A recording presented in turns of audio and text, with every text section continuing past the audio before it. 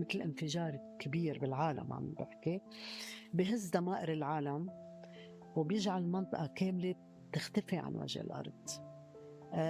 وهذه المشاهد سوف تحبس الأنفاس، ونحن عم نشاهدها على وسائل الإعلام في أحد الدول العالم. كما أرى هناك عدد من الدول تتأثر بسبب هذا الحدث، وأرجو من الله أن لا يصير هذا الحدث.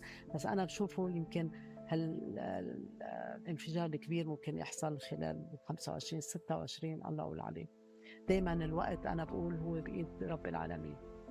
منشوف وقوع أنشطة إرهابية بتطال فرنسا، والحكومة الفرنسية بتتدخل وبتسيطر على الوضع، وقوات الأمن الفرنسية بتنتشر على الأرض مع عودة الاحتجاجات والفوضى إلى الشارع الفرنسي من جديد. هلأ ليه وكيف ما بعرف. أنا خصصت كم توقع